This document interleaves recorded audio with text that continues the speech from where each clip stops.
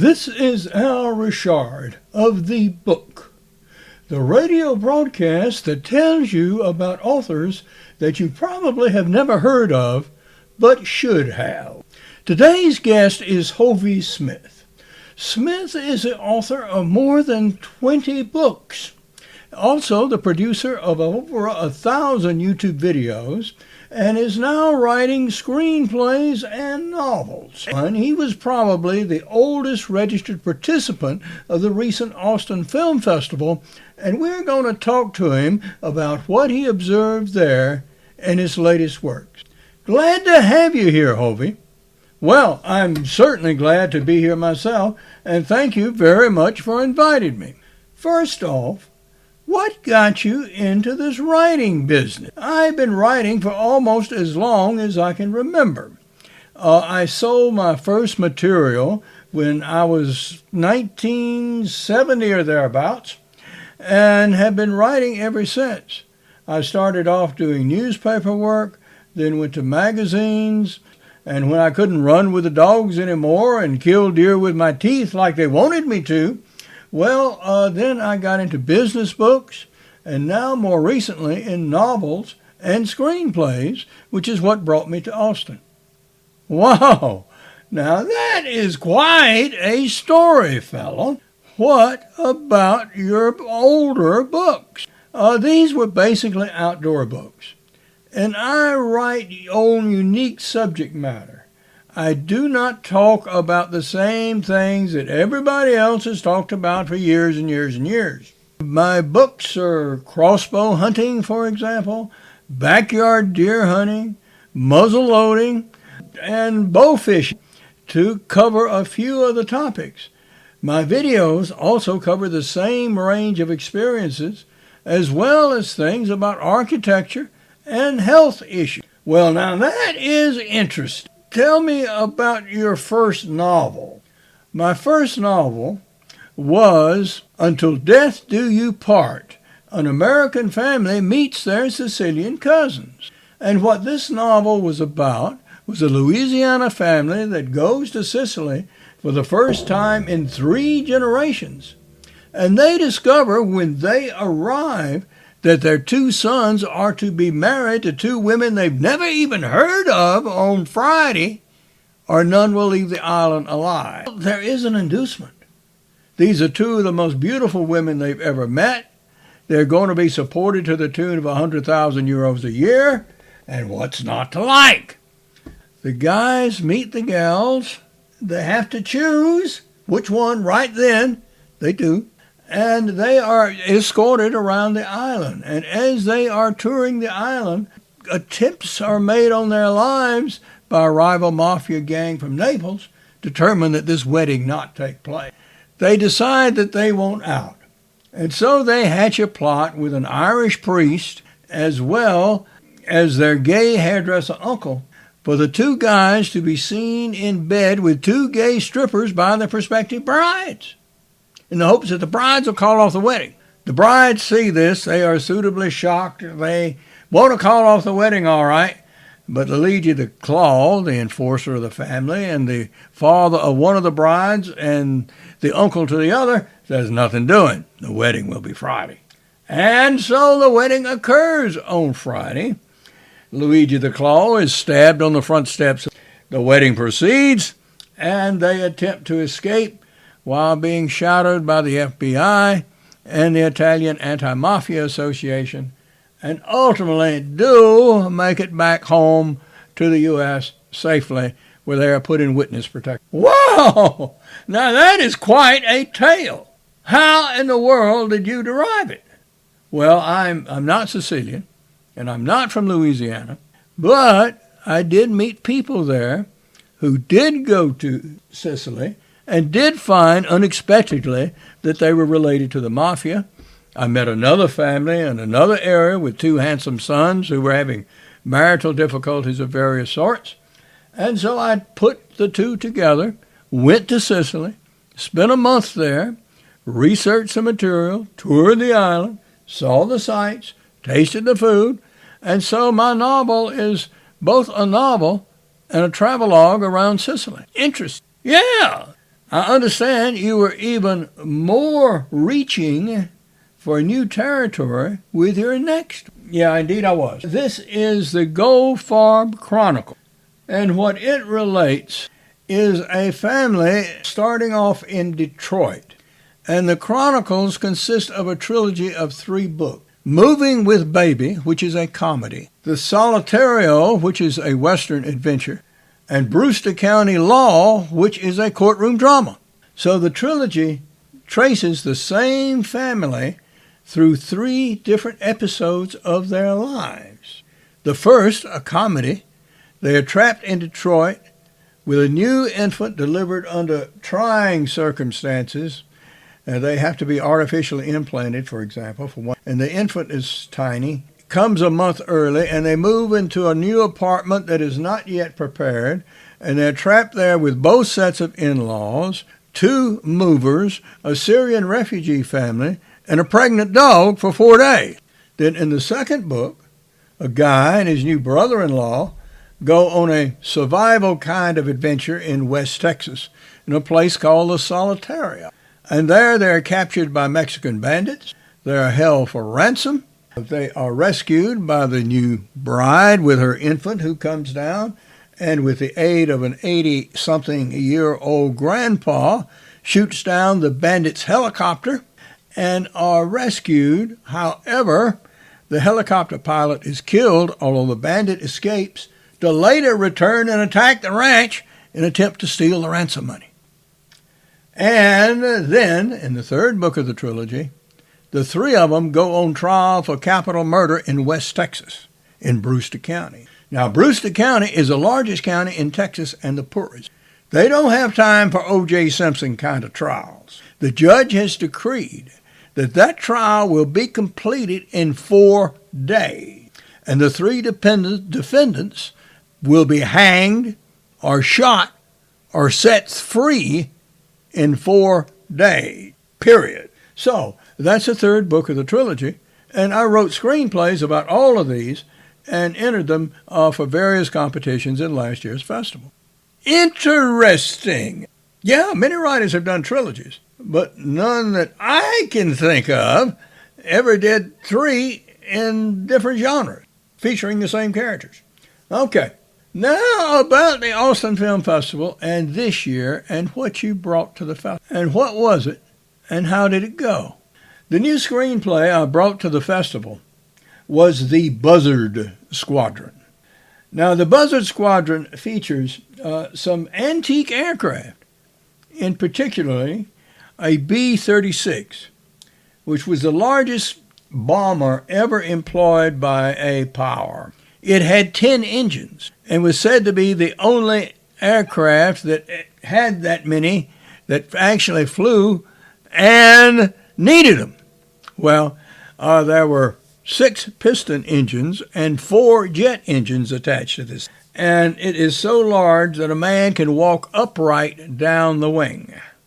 Yeah, inside the wing. And what occurred is there was an exchange of low-level nuclear weapons in the Ukraine between Russia, and the U.S. became involved. And Russia and the United States started swapping nuclear weapons by bombing remote installations on each other's territory. This threatened to escalate to the danger level. The Buzzard Squadron was first formed with its B-36 as well as 2 B-52s, the later aircraft, which are still flying today, by the way. And they were designed to incorporate new technology that would be super stealthful. In short, they would have no interior radio communication. They would have no exterior communication. They would deploy completely on celestial navigation, which is no longer taught in the Armed Force Service. And they would be designed to sneak in and bomb any target anywhere in the world that the U.S. might face to ensure the ultimate destruction of any enemy, even after a full-scale nuclear conflict. With the interchange of low-level weapons in the Ukraine, the Buzzard Squadron, which was supposed to be test vehicles, was now changed to a combat group. They were, in fact, to attack Russia. They were led by Commander Reynolds. Commander Reynolds is a Navy pilot, a naval commander. He is an excellent administrator and was brought aboard because of his administrative ability to oversee this complex project, which consisted of dragging these old aircraft out of the boneyard at Davis Mountain Air Force Base, completely restoring them, outfitting new weapon systems in them, including carrying internal nuclear reactors to power laser weapons, as well as develop a new delayed deployment firing rockets, which actually fell to the earth and were fired 200 feet above ground level, so they appear to be launched from the ground rather than from aircraft. And so those were sent and deployed in Shemya, at Diego Garcia, and in Sicily to strike deep into Russian territory. Well, the one that was actually deployed was a B-36 with Commander Reynolds. Now, Commander Reynolds was hired as an administrator and a coordinator, not as a combat pilot. He had, unfortunately, a latent disease, malaria in particular, and he had an attack during the mission. And the crew has to make the decision whether to continue their mission, which is to bomb this isolated village of reindeer herders deep in Siberia, which was the former joint base between the U.S. and Russia when aircraft were being deployed from the United States and flown into Russia to fight against the Nazis. This field is still there and is still operational, but is in such an isolated area, only the reindeer herders are still there in any numbers, although the air base is still sort of maintained as a district or regional area. And this is the place they will strike. Well, Commander Reynolds falls into a lapse of malaria. He's out. They decide to continue the mission. They fly in under the cover of the worst snowstorm that Siberia has seen in decades.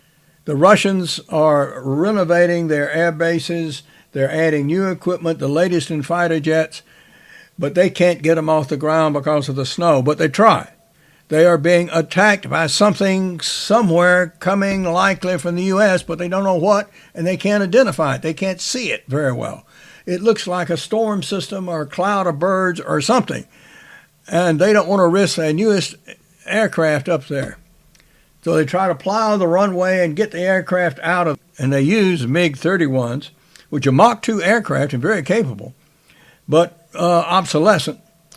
Nonetheless, they get them up ultimately, although most of them crash or fail on takeoff for various reasons, but one actually makes it off, and he gets on the tail of this thing, and he sees it, and he identifies it finally as an aircraft, although one he has never seen or even heard of before. Unfortunately, the rear gun on the B-36, the rear laser, has been disabled because of a near explosion. The Russian pilot orders them to surrender, and they discuss it, and they have orders to destroy that aircraft rather than surrender it and allow that technology to fall in far enough. As long as they're flying east towards Alaska, they play along. Finally, they get so close they realize that that pilot is defecting. He's actually protecting them by flying beneath the B-36. And he's escorting them back home. Although fired upon, they do make it past the Russian mainland. But in the Pacific, there is a destroyer that intercepts them. And they're ordered not to fire on that destroyer. And the Russian MiG helps defend them against incoming missiles. And they do make it back home to Elmendorf Air Force Base. When they arrive, the MiG-31's navigator shoots himself. He's a product of the old Soviet system. He will not surrender to the Americans. He will not be disgraced by surrendering, and he takes his own life. The Russian pilot does surrender, however, and there is a discussion between the Russian premier and the U.S. president. And the Russian premier demands his aircraft back, and that pilot too. And the pilot agrees to go, to fly the plane back to Vladivostok. Over the Central Pacific, he crashes it in deep ocean and is rescued by an American submarine. 10 years later, at the Smithsonian Museum, the pilot and the crew are reunited. as the B-36 is being placed in a position of honor. And for the first time, the Russian pilot actually gets to look inside the aircraft that he saved and possibly save the world from massive destruction and smothering under a blanket of nuclear fallout. And that's the tale. That's the story. That's the screenplay. Well, now that is interesting. Yes, sir, it is. And how was it received? Basically not well. I entered it both in the script competition as well as pitched it in an oral competition. But it failed on one important count, that the screenplay described the action but did not say anything about the characters, which are the backbone of any movie, as I find out now, and that rejected the screenplay in both categories. Well, that was a disappointment, but I learned a lot. And I understand you learned some other things while you were there this year. Indeed, I did. Now, what I learned, besides the fact that if you're going to pitch a screenplay there, yeah, you need to pitch your characters. The action's fine, and you have to mention your action sequences in this 90 seconds you allowed during the oral pitch. Only 90 seconds. You have to tell them about the characters. You have to tell them about the plot. You have to tell them how it concludes, and I bang, bang, bang, bang. My problem was I had not developed the characters. But that was not my full intention in writing the screen. Well, what I'm doing now is I'm writing a 109-page screen that allows me to examine the plot the story, in effect an outline, and an outline for a novel. And now what I'm going to do is write the novel, The Buzzard Squadron, in the coming year, and write a new version of The Buzzard Squadron as a screenplay.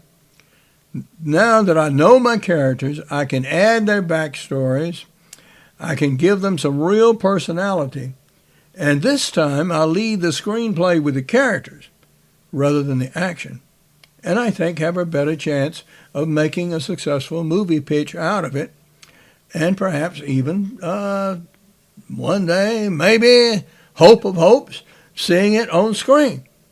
But that most likely won't happen. Why not? The reason it won't happen is it is a very long shot for a screenplay to make it to a movie. Only one in about 100,000 will. You have colleges all over the country that have screenwriting programs, have movie programs, and they send their students out and they write, while in college, 2 screenplays and a couple of TV pilots perhaps. And then so they bring these to Austin with great expectations and great hopes. Their chances are very slim that any of them will ever be produced in their lifetime. Movies that are made now, many of them were first seen as screenplays perhaps 5 years ago, 10 years ago, some 15 years ago. They might have been best-selling novels. They might have been derived from an article in the New Yorker or something like that, way back. And finally made it through all the complex processing and the funding to make films. Clues that I picked up at Austin for making a successful screenplay and actually make it to a film and attracting attention is first, story. The story must be unique. While it's okay in college to write a knockoff of something or something very similar to something that's already on screen, you are competing as a screenwriter against every movie that was ever made, as well as by your plethora of contemporary screenwriters who are out there by the tens of thousands and submitting materials. My script competed against 10,500 others. Story. The story must be original. It must be new.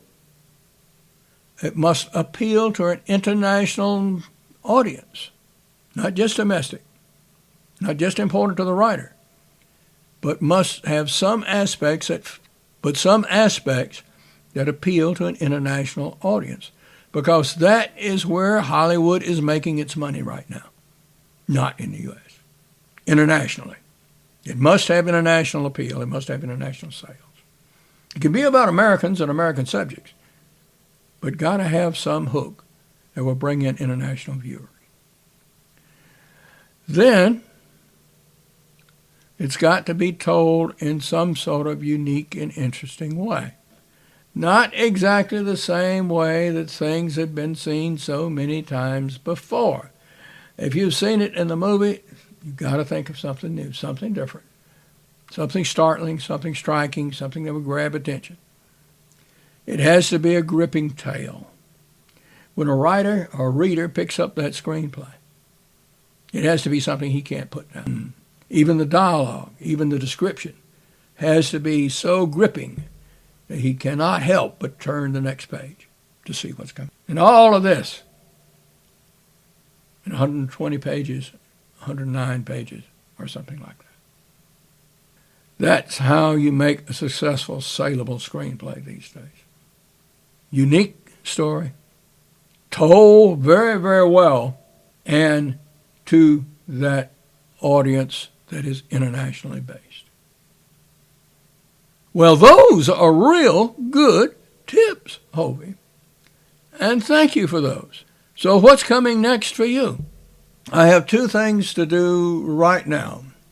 One, we're going to write the book, The Buzzard Squadron. We're going to do that one. We're also going to do another iteration of my new business book, which is using AI to make your own job anytime, anywhere, at any age, which is now only available as an audiobook on Amazon. The older version, which is merely make your own job anytime, anywhere, at any age, which is an excellent book and good tips. But I feel that any new business book that does not mention AI and say something very serious about it is really not worth consideration these days. So I've got to do that one as well. And I'm, of course, thinking of a new screenplay. Yeah, I am. And more about that next year. And next year or the year after, I will introduce it. And we will probably put one screenplay in competition and then do an audio pitch on the newest one to see how that one comes out and see how that resulting novel will do. And so that's my plans for the near future. Well, you don't sound like you won't ever quit. No, I won't. I find out in real life that we writers don't retire.